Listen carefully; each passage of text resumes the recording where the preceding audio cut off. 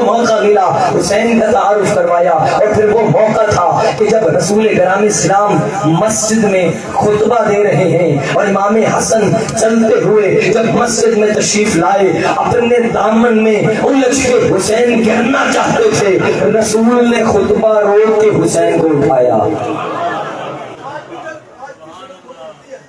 حسین کو اٹھایا, خطبہ روک کے حسین کو اٹھایا.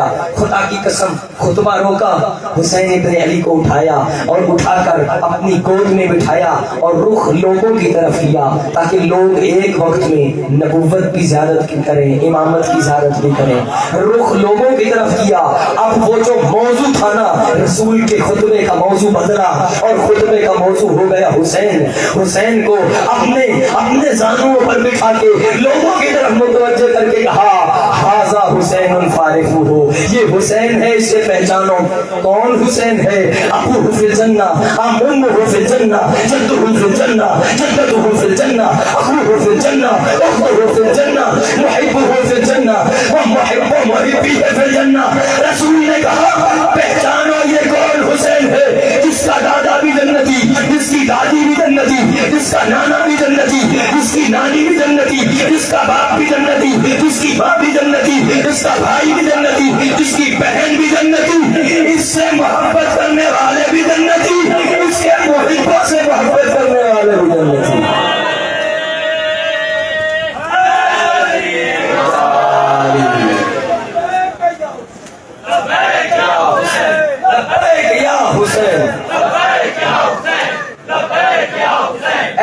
ایسے نہیں پوری قوت کے ساتھ اپنے ہاتھوں کو وجود کو احساس دے رہا ہو. اے حسین, ہم اگر کربلا میں ہوتے تو حاضر ہوتے, دونوں ہاتھ اٹھاؤ, لبیک یا حسین, لبیک یا حسین.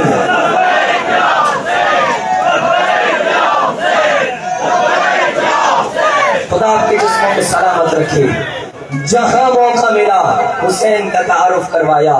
مسجد میں ہے تو حسین کا تعارف, محراب میں ہے تو حسین کا تعارف. ھذا حسین الفارغ ہو, اسے پہچانو یہ کون حسین ہے. جہاں موقع ملا حسین ابن علی کا تعارف. اور پھر وہ موقع ہے کہ جب رسول گرامی اسلام نماز پڑھا رہے ہیں اور حالت سجدہ میں رسول سجدے میں ہیں, سجدے کا ذکر پڑھ رہے ہیں. حسین صفوں کو چیرتے ہوئے وہاں آئے جہاں نانا نماز پڑھ رہے تھے, وہاں آئے جہاں نانا نماز پڑھ رہے تھے اور آ کر رسول کی پشت پر سوار ہو گئے. میں کہتا ہوں اس لیے تو شاعر نے کہا کہ رسول کا سر جھکا ہوا تھا, نماز سرور پڑھا رہے تھے, آگے رسول پیچھے صحابہ فرض اپنا نبھا رہے تھے کہ محب ایسے میں مسکراتے. حسین گھر سے تشریف لا رہے تھے, پشت نبی پہ سوار ہو کے زمانے بھر کو بتا رہے تھے ملے گی جنت, پیے گا کوثر, اسی کو محشر میں چین ہوگا. نماز اسی کی قبول ہوگی کہ جس کے دل میں حسین ہوگا.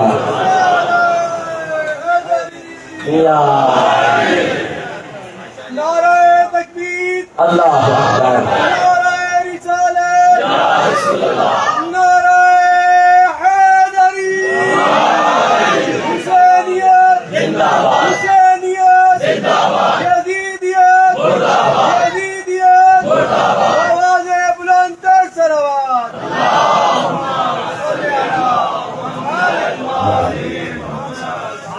رسول حالت سجدہ میں ہیں اور حسین پشت نبی پہ سوار ہو گئے. تو کچھ لوگ یہاں یہ اعتراض کرتے ہیں کہ حسین بچپن کا تقاضا پورا کرتے ہوئے نانا کی پشت پہ سوار ہو گئے, کیونکہ اکثر نانا حسین کو اٹھایا کرتے تھے, اپنی پشت پہ بٹھایا کرتے تھے, اس لیے بچپن کا تقاضا پورا کرتے ہوئے حسین نانا کی پشت پہ سوار ہو گئے. میں کہتا ہوں بھائی اگر تم گھر میں نماز پڑھو تو درود پڑھیے محمد و آل محمد پہ.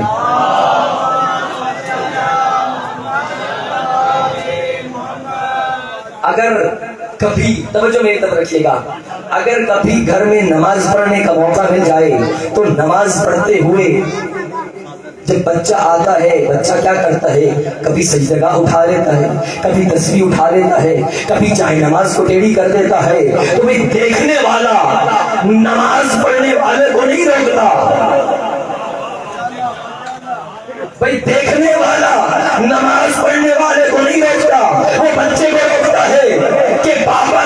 वजू खुजू में खराबी आ जाएगी, सजदे का न उठाओ, तस्बीह न उठाओ, तो भाई देखने वाला बच्चे को रोकता है, नमाज पढ़ने वाले को नहीं रोकता। भाई अगर हुसैन बचपन का तकाजा पूरा कर रहे थे तो कोई तो बढ़ के हुसैन को रोक देता, लेकिन मुझे कोई नजर नहीं आया जिसने हुसैन को मना किया हो। अगर कोई रोकने के लिए आया तो सफों से नहीं, उधर से आया, उसने हुसैन को नहीं रोका, उसने रसूल को रोक के कहा, ऐ रसूल सजदे को लंबा कर जब तक हुसैन मर्जी से न चला जाए।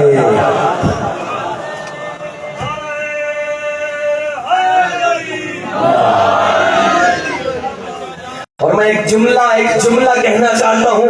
और हम अब कुछ लोग नमाज और हुसैन का तकाबुल शुरू कर देते हैं कि जब नमाज और हुसैन जमा हो जाए तो नमाज छोड़ दो और हुसैन को जारी रखो। मैं कहता हूँ नहीं, अरे हुसैन और नमाज का मुकाबला करने वालों, आओ जरा देखो, जब हुसैन और नमाज इकट्ठी हो जाए वहां नमाजें छोड़ी नहीं जाती, नमाजें लंबी हो जाती हैं। फिर वहां रसूल को 70 दफा कहना पड़ता है सुबहान रब्बियल आला व बिहम्दी, रसूल को दोहराना पड़ता है। ये अज़मत बता रहे हैं हुसैन इब्ने अली की। जहां पे मौका मिला रसूल इकराम इस्लाम ने इमाम हुसैन का तारुफ करवाया, मस्जिद में तारुफ, मिंबर पे तारुफ, और फिर जहां गलियों में चौकों में तारुफ करवाया। दोनों शहजादों को अपने, और वो वाकया गवाह है ना कि जब ईद के दिन शहजादों ने कहा नाना जान हमारी सवारी कहाँ है, हमारी सवारी कहाँ है, और शहजादों को कहा आओ तुम्हारा नाना तुम्हारी सवारी बनता है। एक कंधे पे हसन मुजतबा को बिठाया, दूसरे कंधे पे हुसैन को बिठाया, और बिठाने के बाद कभी मदीना की उस गली, कभी मदीना की उस बाजार, ये चक्कर लगा रहे हैं। और देखने वाले ने जब कहा ना कि देखो तो सही सवारी कितनी अच्छी है, रसूल ने रोक के कहा ये तो कह रहे हो कि सवारी कितनी अच्छी है, ये देखो सवार कितने अच्छे हैं, सवार कितने खूबसूरत हैं। मैं कहता हूँ या रसूल अल्लाह, अगर शहजादों का दिल बहलाना है तो घर की चार दीवारी में चक्कर लगाओ। ये मदीना की गलियां क्यों, ये मदीना के बाजार क्यों, ये मदीना के चौक क्यों, मदीना की इस गली से उस गली जाते हैं, उस गली से उस गली जाते हैं। अगर शहजादों का दिल बहलाना है तो या रसूल अल्लाह घर की चार दीवारी में चक्कर लगाइए। ये मदीना की गलियां क्यों, ये मदीना के बाजार क्यों? अजब नहीं कि रसूल ये बताना चाहते हैं कि गलियों में, चौकों में, बाजारों में हुसैन का जिक्र करना बिदअत नहीं, मेरी सुन्नत है।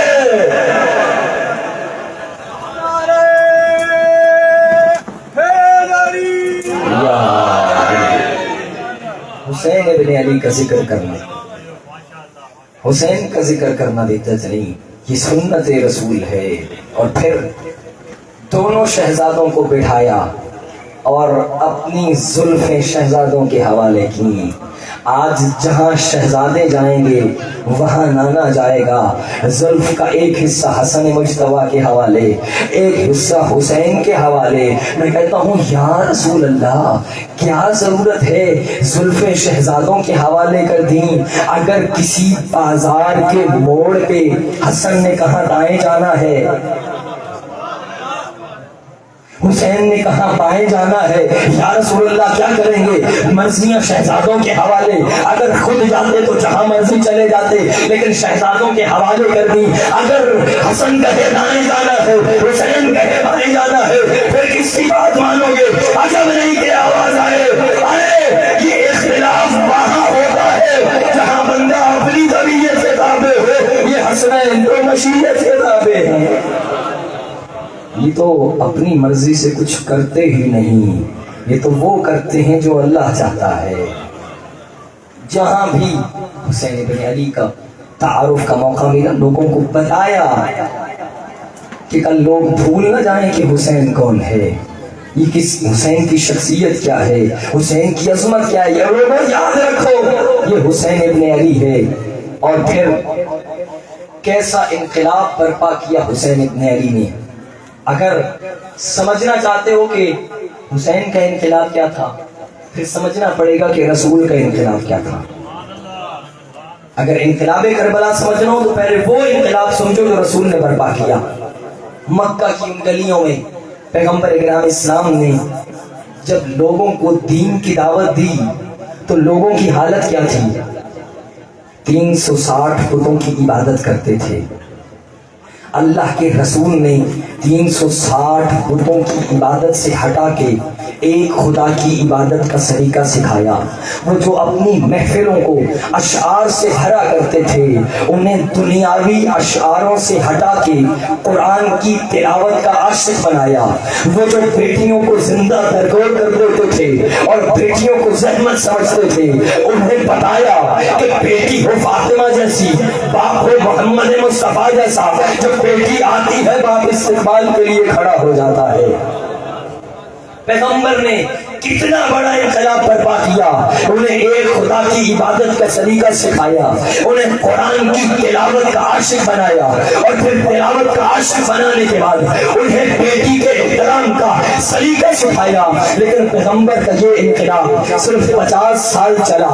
11 ہجری پیغمبر دنیا سے گئے اور 11 ہجری سے لے کر 61 ہجری تک یہ پیغمبر کا انقلاب چلا، اور پھر 61 ہجری میں تخت پہ بیٹھنے والا یزید لعین یہ دعویٰ کرنے لگا کوئی قرآن نہیں آیا، کوئی وحی نازل نہیں ہوئی، یہ بنو ہاشم نے یہ ڈھونڈنا چاہا ہے حکومت کے لیے، نہ کوئی خدا ہے، نہ کوئی قرآن ہے، نہ کوئی وحی نازل ہوئی۔ خدا کی قسم یزید کہتا ہے کوئی قرآن نہیں آیا، حسین نے نوکے نیزہ پہ پڑھ کے بتایا تو جھوٹا ہے، میرا نانا سچا تھا۔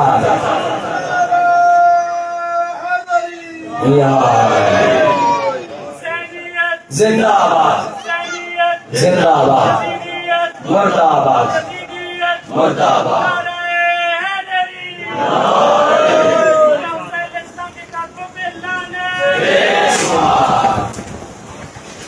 پیغمبر اکرام اسلام کا انقلاب اگر سمجھ میں آ گیا تو پھر حسین کا انقلاب سمجھ میں آ جائے گا۔ اور یہ انقلاب کربلا ہے، خدا کی قسم وہ یزید جو پیغمبر حلال کر کے گئے حرام کرنا چاہتا تھا، پیغمبر نے جو حرام کیا وہ حلال کرنا چاہتا تھا، جس شراب کو پیغمبر حرام کر کے گئے وہ تخت پہ بیٹھ کے شراب کو پانی کی طرح پیتا تھا اور اس شراب کو حلال کرنا چاہتا تھا۔ یہ انقلاب کربلا ہے کہ آج بھی 1400 سال گزر جانے کے بعد اگر کوئی بدبخت مسلمان اس شراب کو پیتا بھی ہے تو حرام سمجھ کے پیتا ہے، حلال سمجھ کے نہیں پیتا۔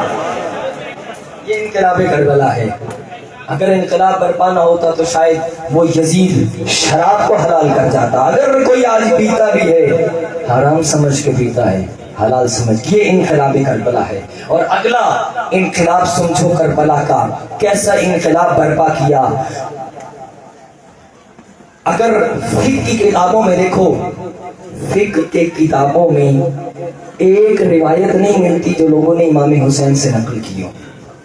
پیغمبر کے جانے کے بعد لوگوں کو اتنا آل محمد سے دور کیا گیا، اتنا دور کیا گیا، فقہ کی کتابوں میں خدا کی قسم ایک روایت نہیں ہے جو امام حسین سے لوگوں نے نقل کی ہو۔ فقہ کے بعد میں خدا کی قسم یہ انقلاب کربلا ہے کہ کربلا سے پہلے پیغمبر کے جانے کے بعد ایک حدیث نقل کرنے والا کوئی نہیں، اور انقلاب کربلا یہ ہے کہ کربلا کے انقلاب کے بعد ایک وقت میں 4000 لوگ جعفر صادق سے حدیث نقل کرتے تھے۔ یہ انقلاب کربلا ہے۔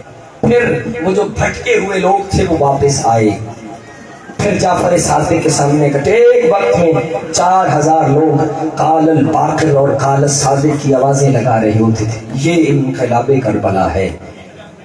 لوگوں کے ضمیر کو اجاگر کیا اس کربلا نے، لوگوں کے ضمیر کو جھنجھوڑا کربلا نے، اور اتنا بڑا انقلاب برپا کر دیا۔ میں کہتا ہوں یہ اتنا بڑا انقلاب تھا، اور وہ واقعہ گواہ ہے اس بات کا کہ حسین کا آج آپ جلوسوں میں ہیں ماشاءاللہ اور آپ یہ جلوس برپا کیے ہوئے ہیں، آپ کے ان جلوسوں میں ہر مکتبہ فکر کے لوگ موجود ہیں، شیعہ بھی ہیں، سنی بھی جاتے ہیں، جو حسین سے محبت کرتا ہے وہ جلوسوں میں شرکت کرتا ہے۔ اور میں کہا کرتا ہوں حسین کو ماننے کے لیے شیعہ ہونا ضروری نہیں، حسین کو چاہنے کے لیے سنی ہونا ضروری نہیں، حسین کو چاہنے کے لیے تیرا مسلمان ہونا بھی ضروری نہیں، حسین کو ماننے کے لیے انسان ہونا ضروری ہے۔ جو بھی انسان ہے جس کے اندر انسانیت ہے اس کا رہبر حسین ابن علی ہے، وہ حسین کو مانتا ہے۔ کیوں؟ کیونکہ وہ واقعہ آپ نے سنا ہوگا، گرو نانک جو سکھوں کا بہت بڑا تھا، سکھوں کا بڑا، درود پڑھیے محمد والے محمد پہ۔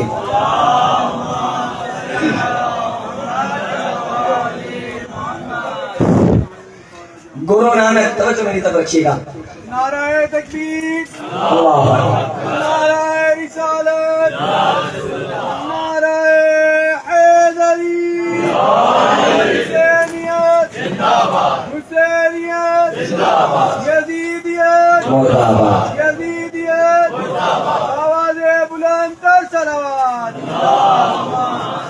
اے ہماری دستگاہ، کربلا کربلا اے ہماری دستگاہ، کربلا کربلا۔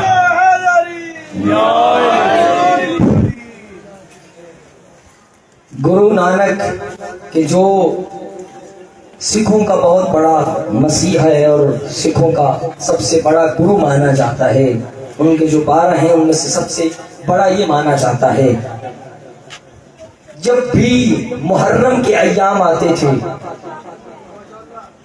سوگ کا لباس پہنتا تھا، ٹھنڈا پانی پینا چھوڑ دیتا تھا، یہ لکھا ہے واقعہ اس کی تاریخ میں، اور وہ سائے پہ بیٹھنا چھوڑ دیتا تھا، ہمیشہ دھوپ میں بیٹھتا تھا۔ جب اس کے چاہنے والوں نے پوچھا بتا تو صحیح تو یہ ان ایام میں سوگ کیوں مناتا ہے؟ کہا کہ میں حسین کو مانتا ہوں۔ پوچھا کون حسین ہے جس کی ایام تم منا رہے ہو؟ کہا مسلمانوں کے نبی کا نواسا ہے۔ توجہ رکھیے گا، میں دعوت فکر دے رہا ہوں اپنے مسلمان بھائیوں کو، ہے مسلمان نہیں سکھ ہے لیکن حسین کو مانتا ہے، حسین کے ایام مناتا ہے۔ پوچھا کون ہے جس کے ایام مناتے ہو؟ کہا مسلمانوں کے نبی کا نواسا ہے، مسلمانوں کے نبی کی بیٹی کا بیٹا ہے۔ وہ جو اس کا ماننے والا تھا اس نے کہا بھائی تم حسین کو مانتے کیوں ہو؟ ہم کیوں حسین کے ایام منائیں؟ منائے تو مسلمان منائے کہ جن کے نبی کا نواسا ہے۔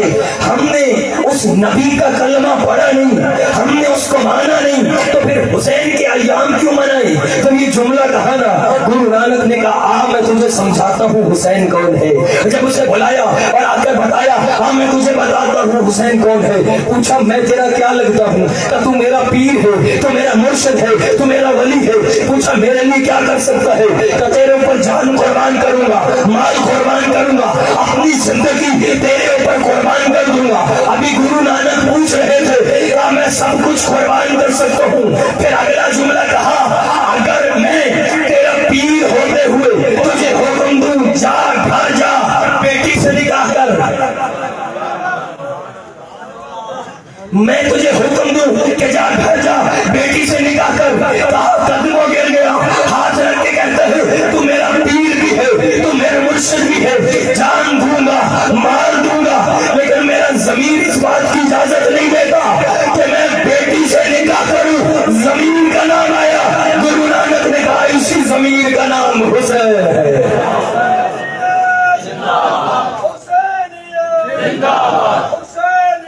زندہ آباد، مرد آباد، مرد آباد، مرد آباد۔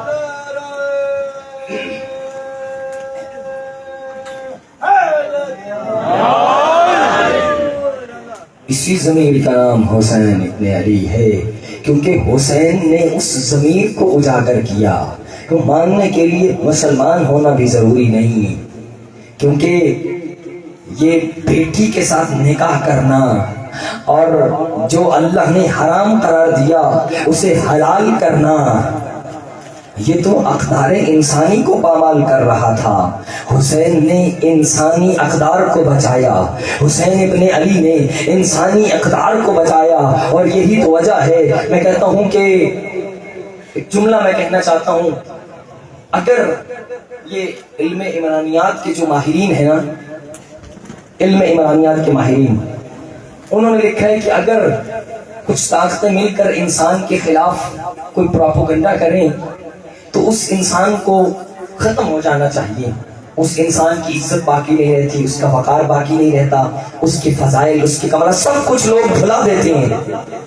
سب سے پہلے پاور آف دی اکانومک، اگر کسی کے خلاف اقتصاد اور پیسے کی طاقت استعمال کی جائے وہ بندہ ختم ہو جاتا ہے۔ لوگوں کو خریدو، خرید کے اس بندے کے خلاف لگا دو، ہر بندہ پیسے لے کے اس کے خلاف بولے گا تو جو پیسہ کسی کے خلاف استعمال کیا جائے وہ بندہ ختم ہو جاتا ہے، اس کی عزت، اس کا وقار اور اس کی عزت ختم ہو جاتی ہے، اس کا نام ختم ہو جاتا ہے۔ پہلا پاور آف دی اکانومی، پیسے کی طاقت۔ دوسرا پاور آف دی ملٹری، افواج کی طاقت کسی کے خلاف استعمال کی جائے۔ اگر کسی وقت کی فوج کسی کے خلاف ہو جائے اس بندے کی عزت ختم، اس کا وقار ختم، اس کا کیریئر ختم، اس کا نام ختم ہو جاتا ہے۔ Power of the economy, power of the military, power of the state, اگر وقت کی حکومت کسی کے خلاف ہو جائے اس کا نام ختم ہو جاتا ہے، اس کی عزت ختم ہو جاتی ہے، اس کا وقار ختم ہو جاتا ہے۔ خدا کی قسم، قانون علم عمرانیات کے ماہر کو اس مجلس کے پلیٹ فارم سے یہ دعوت فکر دیتا ہوں، آؤ ہماری مجلس میں اور آ کر دیکھو کہ حسین کے خلاف کون سی طاقتیں استعمال ہوئی۔ وقت کی فوج بھی حسین کے خلاف، اس دور کی یزید کی حکومت بھی حسین کے خلاف، پیسہ بھی حسین کے خلاف، بولنے والے حسین کے خلاف، بھاگنے والے حسین کے خلاف، بکنے والے حسین کے خلاف، بکنے والے حسین کے خلاف۔ لیکن آج بھی 1400 سال گزر جانے کے بعد حسین جیسے کل زندہ باد تھا ویسے آج زندہ باد۔ اللہ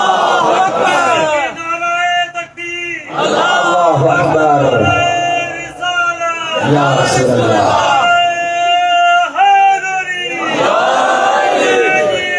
زندہ باد، زندہ باد، زندہ باد، مردہ باد، مردہ باد۔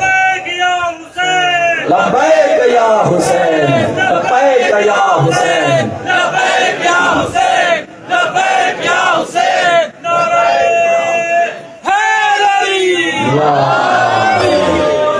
ماشاءاللہ۔ لوگوں نے قوتیں صرف کر دی حسین کے خلاف، لوگوں نے طاقتیں صرف کر دی حسین ابن علی کے خلاف۔ وقت کی سب سے بڑی حکومت، اس وقت کی فوجیں، اور صرف نہ اس ملک کی، دنیا کی فوجیں اکٹھی کی حسین کے خلاف، لیکن خدا کی قسم حسین کے نام کو نہ مٹا سکے، حسین کے ذکر کو ختم نہ کر سکے۔ میں کہتا ہوں کہ یہ ذکر ہمیشہ سے تھا اور ہمیشہ رہے گا، اور ہم سمجھتے ہیں کہ ہم ہیں تو یہ ذکر ہے۔ یہ بات مت سوچو کہ ہم ہیں تو حسین کی مجلس، ہم ہیں تو حسین کی عزاداری، ہم ہیں تو حسین کے جلوس، تم نہ بھی آؤ تو یہ ذکر ختم نہیں ہوگا، کیونکہ یہ ذکر ہماری وجہ سے نہیں، ہم اس ذکر کی وجہ سے زندہ ہیں۔ یہ ذکر ہماری وجہ سے تھوڑی ہے، ہم ذکر کی وجہ سے باقی ہیں، ہم اس ذکر کی وجہ سے زندہ ہیں، اور یہ ذکر ہے جو ہمیں زندہ رکھے ہوئے ہے، کیونکہ ہم حسین کے چاہنے والے ہیں، حسین کا ذکر کرنے والے ہیں۔ یہ ذکر نے ہمیں دوام بخشا ہے، اور ہر دور میں یہ جلوس نکلتے ہیں اور نکلتے رہیں گے، اور قیامت تک یہ عزاداری حسین رہے گی، کیونکہ یہ عزاداری نہ کبھی رکی تھی نہ رک سکے گی۔ جب یزید میں ہمت نہ تھی تو کسی یزیدی کی کیا ضرورت؟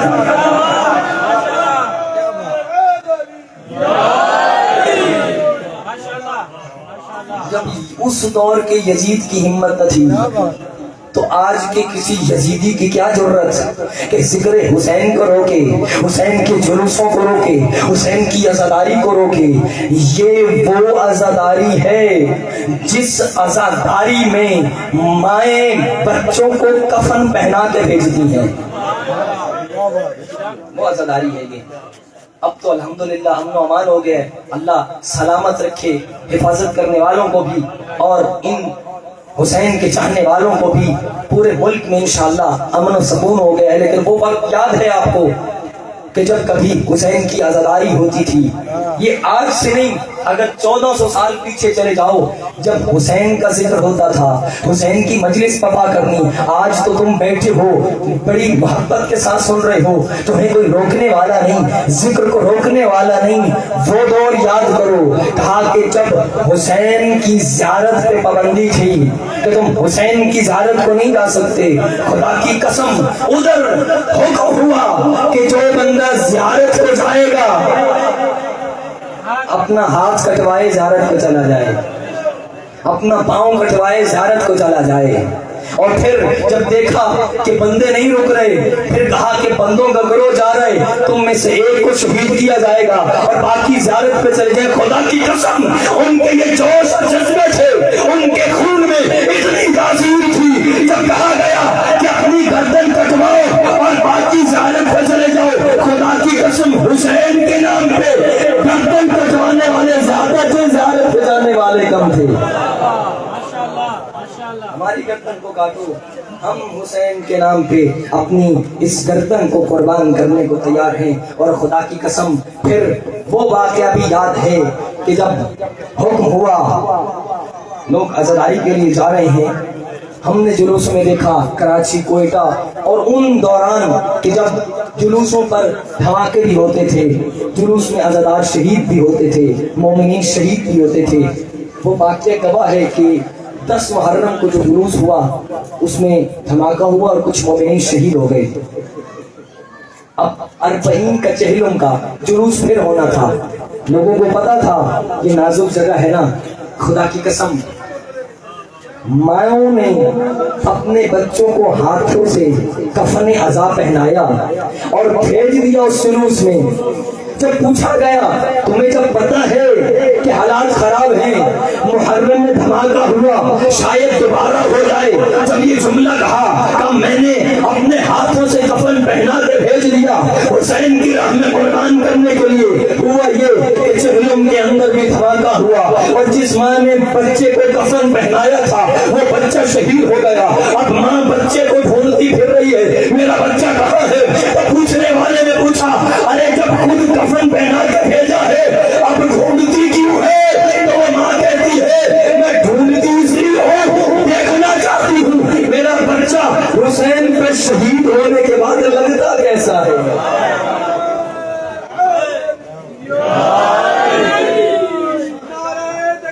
اللہ یا رسول اللہ زندہ باد، زندہ باد، مردہ باد، مردہ باد۔ اللہم صلی علی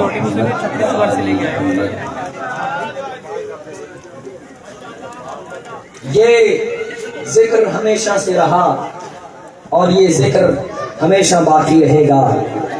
یہ ذکر حسین ابن علی ہے۔ درود پڑھیے محمد والے۔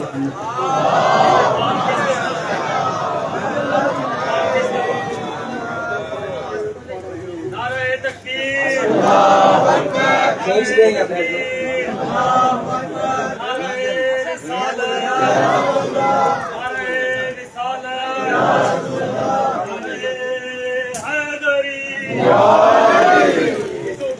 حسینیت زندہ باد،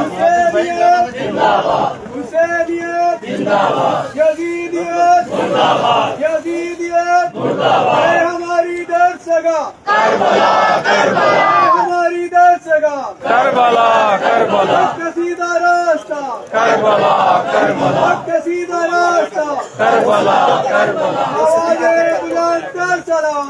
اسپیکر ਉਹ ਸਪੀਕਰ ਤੱਕ ਆਪਣਾ ਬੇਟੇ ਉਹ آپ توجہ میری طرف رکھیے گا. ظاہر ہے یہ کام ہے، یہ ساتھ چلتے رہیں گے. میں چاہتا ہوں کہ ہماری مجلس رکے نہیں اور مجلس عذاب جاری ہے. کہ آواز سے بولن صلوات پڑھیے.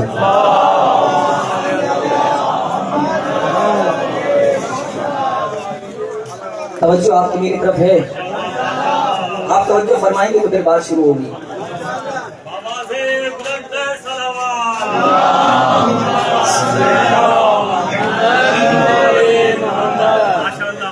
یہ ذکر ہمیشہ سے رہا ہے اور یہ ذکر ہمیشہ باقی رہے گا، کیونکہ یہ ذکر ہماری وجہ سے نہیں، ہم اس ذکر کی وجہ سے باقی ہیں.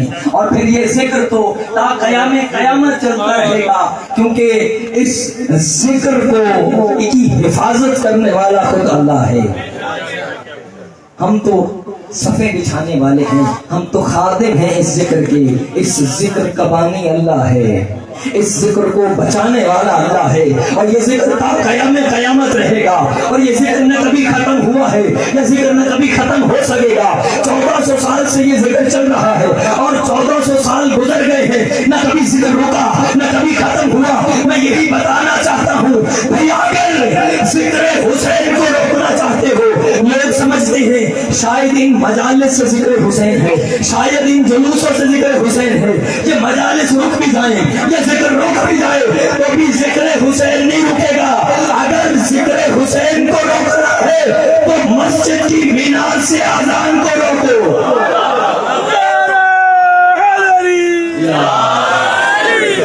جب تک مسجد سے آذان کی آواز آتی رہے گی حسین زندہ باد رہے گا. جب تک اللہ اکبر کی صدائیں آتی رہے گی حسین زندہ باد رہے گا. اور پھر ایسے نہیں، علی کی بیٹی نے جو خطبہ دیا خدا کی قسم شریکت الحسین قرار پائی. اور ایسے نہیں شریکت الحسین، بلکہ حسین کے مقصد میں برابر کی شریک تھی علی کی بیٹی، شریکت الحسین قرار پائی. اور پھر وہ یزید کا دربار، جس یزید دربار میں شراب کے نشے میں مخمور تھا. اور پھر جب علی کی بیٹی دربار میں آئی تو مخاطب ہو کے کہا، بتا تو نے اللہ کو کیسا پایا؟ تیرے بھائی کو قتل کر دیا، تیرے بھائیوں کو شہید کر دیا، جوان قتل ہو گئے، بتا تو نے اللہ سے کیا پایا؟ کہا ما رأیت الا جمیلا، میں نے اللہ سے اچھائی کے علاوہ کچھ نہیں دیکھا. اور پھر اس وقت وہ یزید جو اپنی فتح کے نشے میں جھوم رہا تھا، علی کی بیٹی نے یہ وعدہ کر دیا، یا یزید کی بدیدت وسسعیت وناصر جہدت فواللہ لا تنرزق لنا ولا تميت وحینا. اے یزید جتنے مکر و فریب کرنا چاہتا ہے کر لے، اے یزید جتنے ہیلے کرنا چاہتا ہے کر لے. علی کی بیٹی یہ وعدہ کر رہی ہے تو کبھی بھی ہمارے ذکر کو ختم نہیں کر سکے گا،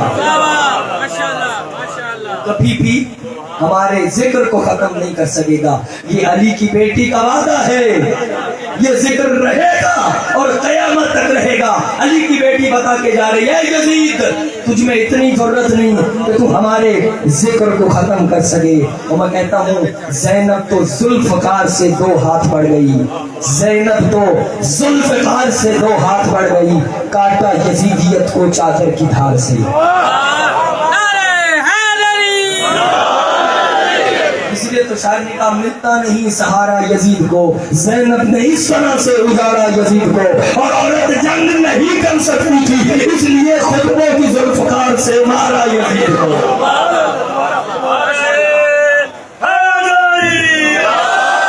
ملتا نہیں سہارا یزید کو، زینب نے اس طرح سے اجاڑا یزید کو. اور عورت جنگ نہیں کر سکتی تھی، اس لیے خطبوں کی ذوالفقار سے مارا یزید کو. خطبوں کی ذوالفقار سے مارا یزید کو. وہ خطبے دیے کہ وہ یزید جو تھوڑی دیر پہلے اپنی فتح کے نشے میں جھوم رہا تھا، ایک خطبہ علی کی بیٹی کا اور ایک خطبہ سید سجاد کا، یہ 2 وہ خطبے تھے جن خطبوں نے ایسا انقلاب برپا کیا.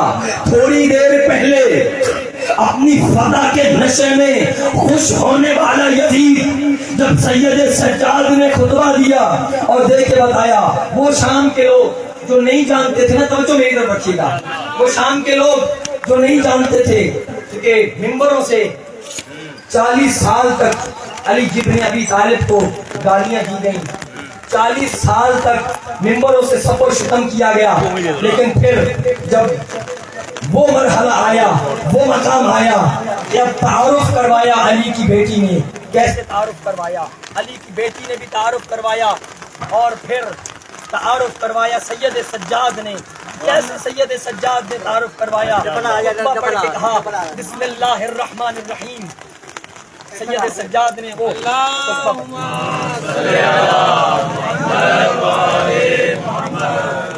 موبائل جیب میں ڈال لو، جیب میں ڈالو موبائل، آپ کا ہی ہے نا یہ، جیب میں ڈالو، چھتری کے نیچے رہے گا نا. سید سجاد نے جو خطبہ دیا، توجہ میری طرف رکھیے گا.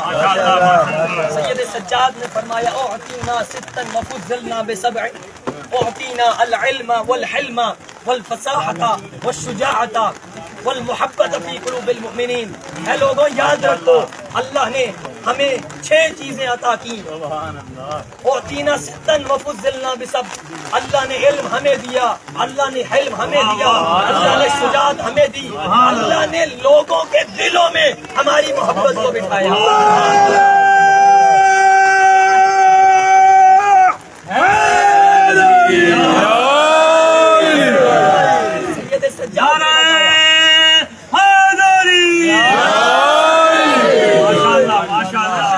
سجاد نے بتایا اے یزید تو کیا کر سکتا ہے؟ یہ محبت تو وہ ہے جو اللہ نے لوگوں کے دلوں میں ڈالی ہے، تو ہماری محبت کو نہیں نکال سکتا. وفضلنا بسبع من النبی المختار ومن الصدیق ومن الطیار ومن اسد اللہ اسد رسولہ. فرمایا تو کیا سمجھتا ہے، تو کس فضیلت کی بات کرتا ہے؟